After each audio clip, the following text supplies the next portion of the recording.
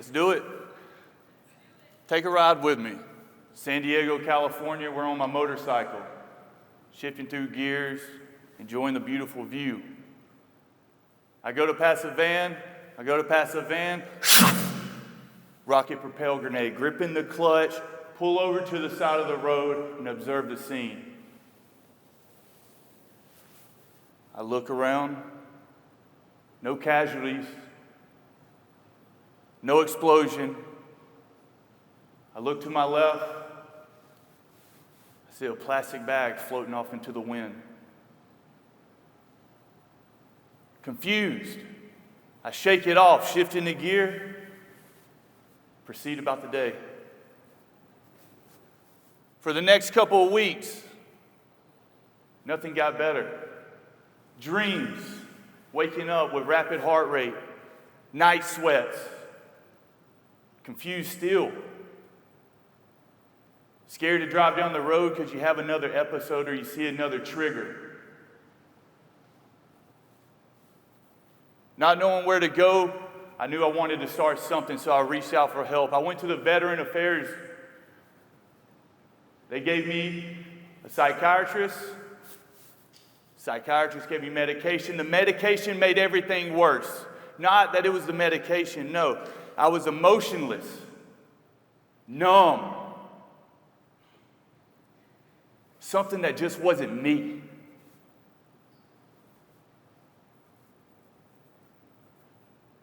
Daily conversations to myself as I'm sitting there. In the past few years, I've lost my grandfather, my best friend, in and out of jobs, ruined relationships. A daily conversation for me was, I don't care if you're failing. I don't care that you aren't adapting to society well. That right there does not define you. You're going to pick yourself up, dust yourself off, and go attack the plan of a day. These were just daily reminders of myself to get back out there, not knowing what was to come. I went to campus that day to learn the objective of the day. I can't recall too much, but I can remember one introduction. This introduction, this wasn't instant gratification. No. This right here, this was my introduction to aggressive patience.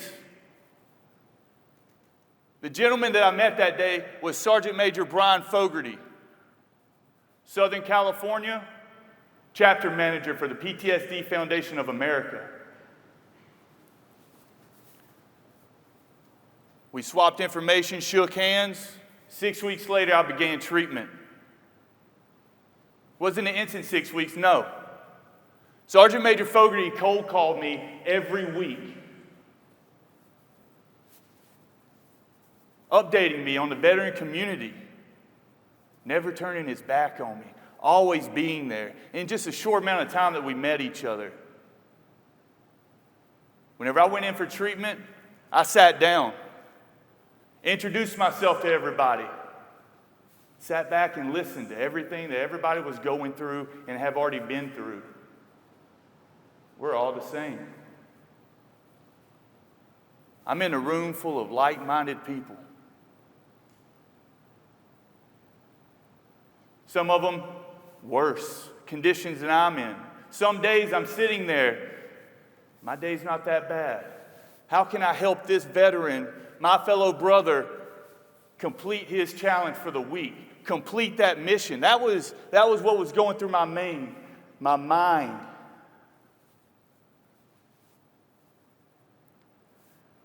After a couple weeks of checking in to the PTSD treatment, started getting my stride back. Started feeling good. I could see things. Visualize everything's coming through. I feel better. just a little bit.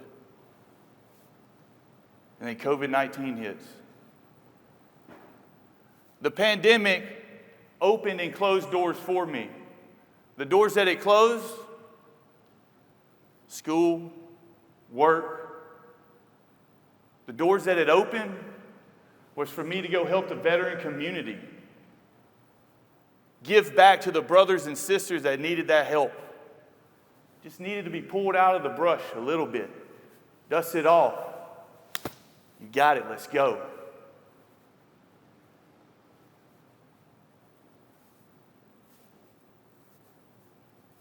The next, I was going to become a professional wrestler.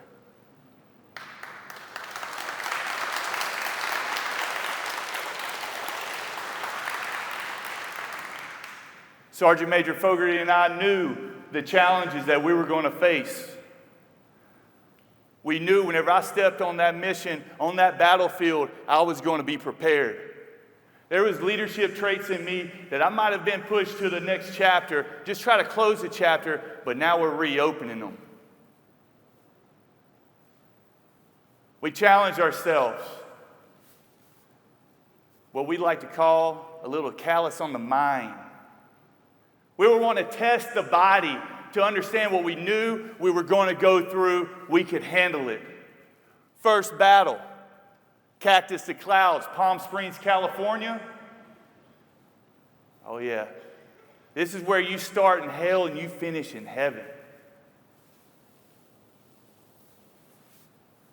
From the trailhead to the trail peak, 21 miles. Elevation, 10,834 feet. We finished that 12 hours. The next battle, Palomar Mountain. This right here, this was cycling on a bicycle.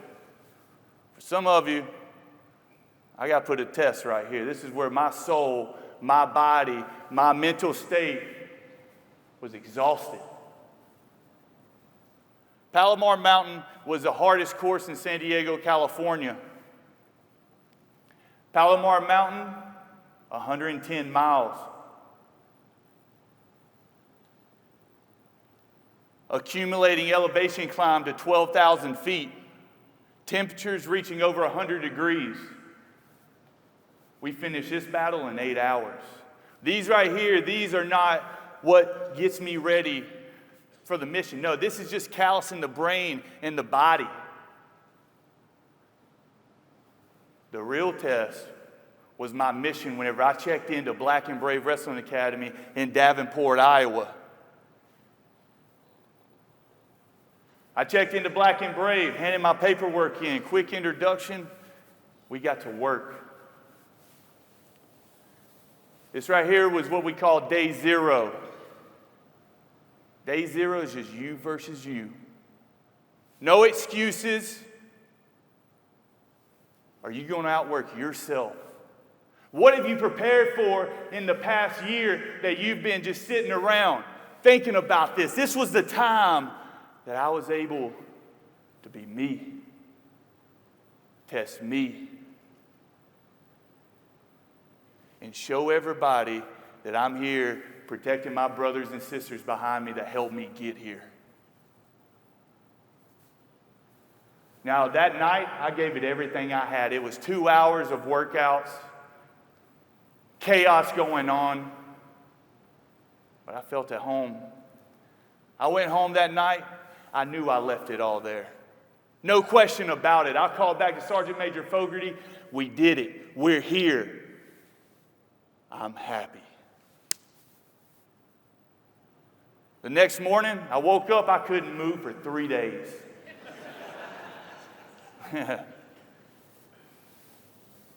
But I could still breathe. I could still crawl. I could still get to the next class that's going to start on Tuesday. I was going to be there, and you weren't going to take that away from me. After graduation, I called Sergeant Major Fogarty back. I think I can do this. There's something here. I don't know what it is yet. He said, give it a year. Don't you come back. We devoted this year to become a professional wrestler. It's going to take a little bit more time. At that 1 year mark, everything was just flowing through chaos, emotions. I don't know where everything's going. I don't know what I'm doing. I don't know what I'm doing here. You tell me I can do this? Why is it so frustrating? So whenever I took a step back, you need to organize things. Your emotions, your work ethic, the person you are. This is where I created the devil dog. Now the devil dog, whenever you step in that ring with me, welcome to deep waters.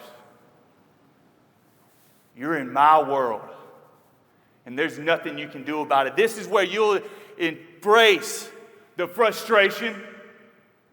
You will embrace the pain, and there's nothing you can do about it at that moment because you are in my world. This is where I can tap into my emotions. I can express my feelings. Hatred. Hatred is good. I can push these forward for the devil dog. At that moment of a year of creating the devil dog, I knew what my new mission was going to be. I am a professional wrestler. I am the world's finest. I am the backbone of this country. I am the devil dog. Now your mission, your purpose does not have to be pro wrestling. That was just mine. No. You can be a kid that wants to catch that game-winning pass. You can be a musician beginning that just wants to learn to strum a chord. You can start adopting animals and pursue that emotion forward. It's just something that's powerful, just being a better parent, brother, sister. Whenever you find who you are, and you find that mission that you're out for,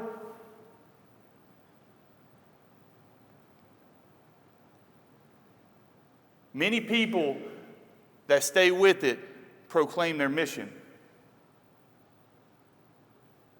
No more days off. No more confusion. No more complaining. It's time to embrace the suck. If this is something that you want, first, find out who you are. It takes a little bit to go deep inside. Second, you're going to find that mission. Third, create those battlefields, those mini tests to test the mindset, test the body.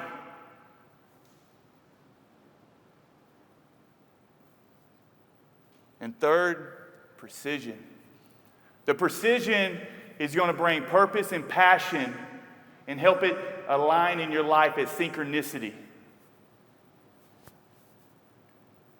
You too can adapt the tactical mindset for aggressive patience. Thank you for your time, and until we meet again, ooh-rah!